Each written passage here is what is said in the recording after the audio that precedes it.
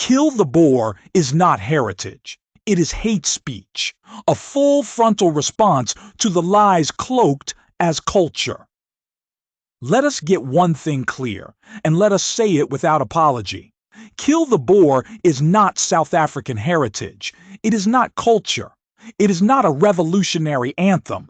It is a slogan of blood, a chant of division, a poison passed off as pride. And those who defend it are either misled, ignorant of history, or complicit in fueling a fire that should have long been extinguished.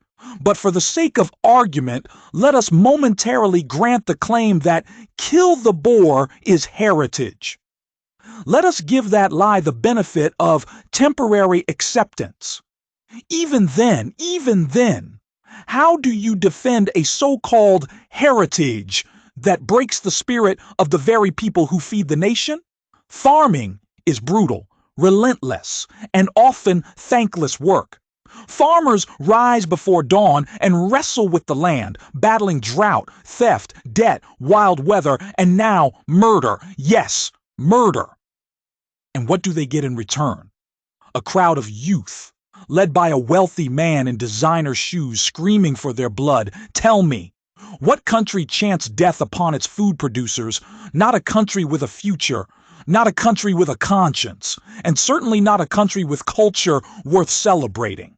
Any sane nation would uplift its farmers, turn them into national heroes, teach children their names, protect their dignity, and where necessary, mourn them.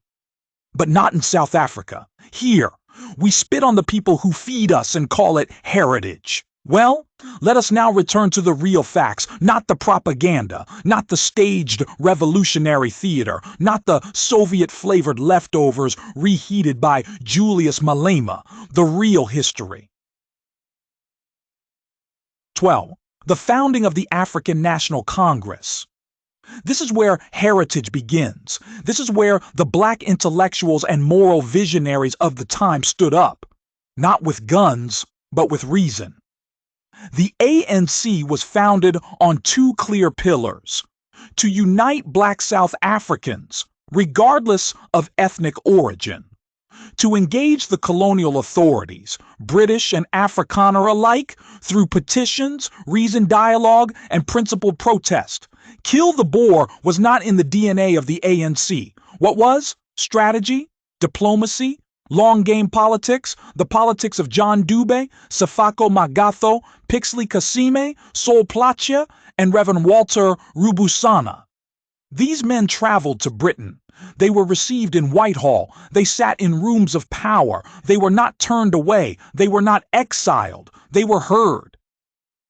Would the British have welcomed them into Buckingham Palace if there was a blanket shutout of Africans? Would Sefako Magatho have met with John Smuts? Would A.B. Zuma have debated with D.F. Malan? No. And mind you, these engagements happened during the global high tide of racialism. This was not a picnic. This was not idealism. It was bold, strategic confrontation, but without hatred. It was the heritage of a people who chose dialogue under the shadow of injustice, rather than slogans soaked in vengeance.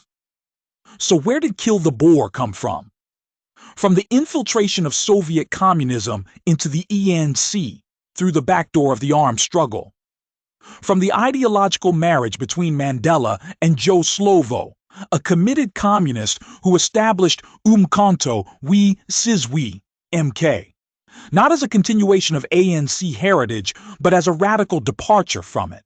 It was a detour, an aberration, a rupture. Let no one lie to you. The original ANC did not preach extermination of white people. It sought coexistence in a just society. It sought transformation, not revenge. And that spirit carried the struggle for nearly half a century before communism hijacked it.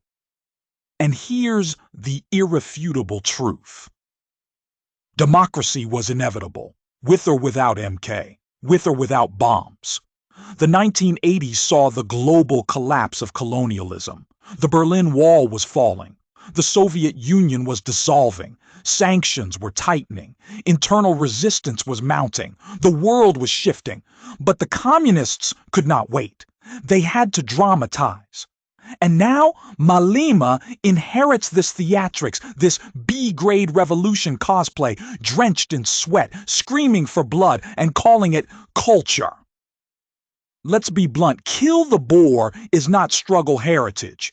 It is Soviet residue, imported hatred. It does not reflect the founding spirit of the ANC. It reflects the madness of its derailment.